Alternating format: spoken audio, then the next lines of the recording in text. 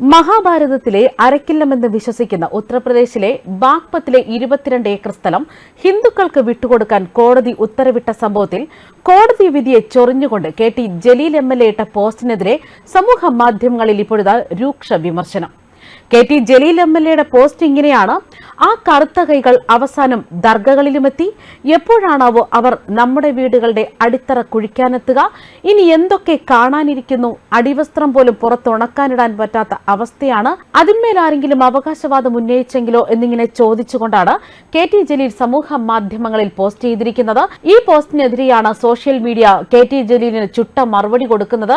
അതായത് ഈ പോസ്റ്റിൽ കെ.ടി. ജലീൽ കറുത്ത കൈകൾ എന്ന് വിശേഷിപ്പിക്കുന്നത് കോടതിയാണ്. നോക്കണം, ഒരു ജനപ്രതിനിധിയാണ് സാമുദായിക വിദ്വേഷത്തിന്റെ പേരിൽ കോടതിയെ കറുത്ത കൈകളെന്ന് വിശേഷിപ്പിച്ചിരിക്കുന്നത്.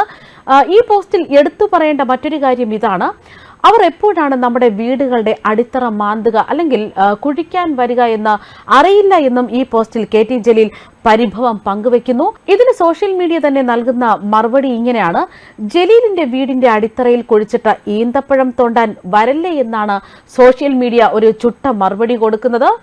ഇതിനടുത്തായി ജലീൽ പറയുന്ന മറ്റൊരു കാര്യം ഇനി എന്തൊക്കെ കാണാനിരിക്കുന്നു എന്നതാണ്. അതായത് കോടതി വിധി അല്ലെങ്കിൽ കോടതികളിലുള്ള ഇത്തരം കേസുകളിൽ വിധി തീർപ്പ് കൽപ്പിക്കുമ്പോൾ ഇനി എന്തൊക്കെ കാണാനിരിക്കുന്നു എന്നാണ് കെ.ടി. ജലീൽ ചോദിക്കുന്നത്. അതായത് കോടതി വിധികളെ ജലീൽ ഭയക്കുന്നു എന്നത് തന്നെയാണ് ഇതിൽ നിന്നും വ്യക്തമാകുന്നത്. ഇനി അതിൽ പറയുന്ന മറ്റൊരു കാര്യം, അടിവസ്ത്രം പോലും പുറത്ത് ഉണക്കാനിടാൻ പറ്റാത്ത അവസ്ഥയാണ് എന്ന് ജലീൽ എഴുതിയിരിക്കുന്നു. അതായത് ജലീലിനെ സംബന്ധിച്ചിടത്തോളം കോടതി വിധി പ്രകാരമുള്ള നീതിന്യായ സംവിധാനത്തിന്റെ ഇന്ത്യൻ ജുഡീഷ്യറിയുടെ തീർപ്പുകളാണ് അതിനെക്കുറിച്ചുള്ള പരാമർശത്തിൽ അടിവസ്ത്രം പോലും ഉണങ്ങാനിടാത്ത അവസ്ഥയെന്ന് പറയുമ്പോൾ ജലീലിന്റെ സ്വന്തം വീട്ടിലെ അവസ്ഥയായിരിക്കാം ഇത്. എന്തായാലും നാട്ടുകാർക്കൊന്നും അത്തരത്തിലുള്ള അവസ്ഥയൊന്നും ഇല്ലെന്ന് തന്നെ സോഷ്യൽ മീഡിയ പറഞ്ഞു വെക്കുന്നു. അടിവസ്ത്രം മോഷണം പോകുന്നത് ഒരുപക്ഷെ ജലീലിന്റെ ആശങ്കയായിരിക്കാമെന്നും ഇവർ ചൂണ്ടിക്കാണിക്കുകയാണ്. അതുമല്ലെങ്കിൽ ജലീലിന്റെ വീട്ടിൽ മാത്രം കാണുന്ന ഒരു സ്വാഭാവിക പ്രതിഭാസമായിരിക്കാമെന്നും സോഷ്യൽ മീഡിയയിലൂടെ പരിഹസിക്കുന്നുണ്ട്. എന്തുകൊണ്ടാണ് കെ.ടി. ജലീൽ എന്ന ജനപ്രതിനിധി ദർഗകളെയും മസ്ജിദുകളെയും കുറിച്ചുള്ള വിധികളിൽ ഈ അടിവസ്ത്രവുമായി ഇതിനെ താരതമ്യപ്പെടുത്തുന്നതെന്നാണ് ചോദിക്കുന്നത്.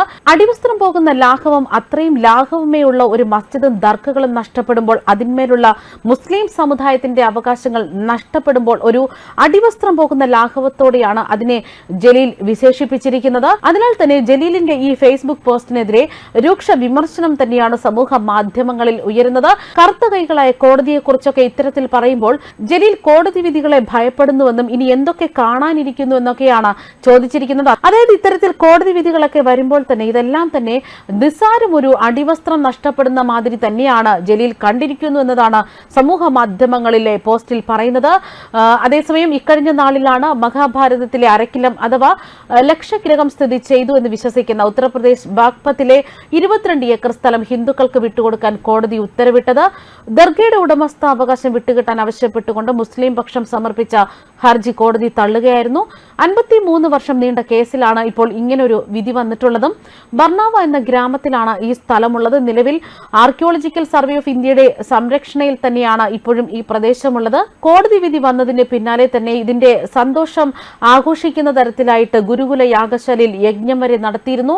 ഇവിടെ മുസ്ലിങ്ങൾ എത്താറില്ല. ഒരു ഗുരുകുലം ഇവിടെ പ്രവർത്തിക്കുന്നുണ്ട്.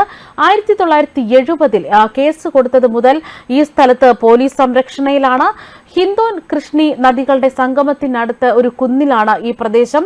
ഈ സ്ഥലത്ത് സൂഫി സന്യാസി ബദറുൻ ഷായുടെ ഖബറും ശ്മശാനവുമുണ്ട്. ഇപ്പോൾ ആർക്കിയോളജിക്കൽ സർവേ ഓഫ് ഇന്ത്യയുടെ സംരക്ഷണ സ്ഥാനമാണ് ഇത്.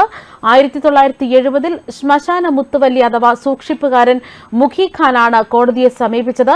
ഹിന്ദുക്കൾ ആ സ്ഥലത്ത് കടന്ന് ഹോമം നടത്തുന്നത് തടയണമെന്നായിരുന്നു ഹർജി. പൂജാരി കൃഷ്ണദത്ത് മഹാരാജായിരുന്നു എതിർകക്ഷി. മഹാരാജാണ് ഗുരുകുലം സ്ഥാപിച്ചത്. ഖാനും മഹാരുജിയും ജീവിച്ചിരിപ്പില്ല. ഇതാണ് ദുര്യോധനൻ പണിത അരക്കില്ലം ഇരുന്ന സ്ഥലമെന്നാണ് ഹിന്ദുക്കൾ വാദിച്ചത്. മുസ്ലിങ്ങളുടെ വാദത്തിൽ കഴമ്പില്ലെന്ന് 32 പേജുള്ള ഉത്തരവിൽ കോടതി നിരീക്ഷിച്ചു. സൂഫി സന്യാസിയുടെ ഖബറിന് 600 വർഷം പഴക്കമുണ്ടെന്നും അദ്ദേഹത്തിന്റെ മരണത്തിന് ശേഷം ശ്മശാനമുണ്ടായെന്നും അന്നത്തെ ഷാ വഖഫ് സ്വത്താക്കിയെന്നുമാണ് മുസ്ലിങ്ങൾ വാദിച്ചത്.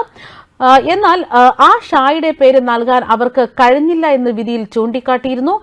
വ്യാജ ഷാ എന്ന അർത്ഥം സർക്കാർ രേഖകളിൽ ശ്മശാനമൊന്നും ഉണ്ടായിരുന്നില്ല.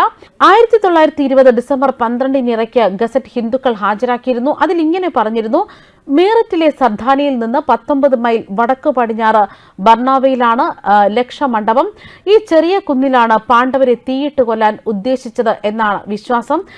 ഇത് 1920-ൽ വഖഫ് സ്ഥലമായിരുന്നുവെന്നും ശ്മശാനമെന്നുണ്ടായിരുന്നുവെന്നും മുസ്ലിങ്ങൾക്ക് സ്ഥാപിക്കാൻ കഴിഞ്ഞില്ല എന്നുമാണ് കോടതി ചൂണ്ടിക്കാട്ടിയത്. ഇതിന് പിന്നാലെയാണ് മഹാഭാരതത്തിലെ അരക്കില്ലം എന്ന് വിശ്വസിപ്പിക്കുന്ന ഉത്തർപ്രദേശ് ബാഗ്പത്തിലെ 22 ഏക്കർ സ്ഥലം ഹിന്ദുക്കൾക്ക് വിട്ടു നൽകാൻ തന്നെ കോടതിയുടെ ഉത്തരവിട്ടത്. ന്യൂസ് ഡെസ്ക് കർമ്മ ന്യൂസ്.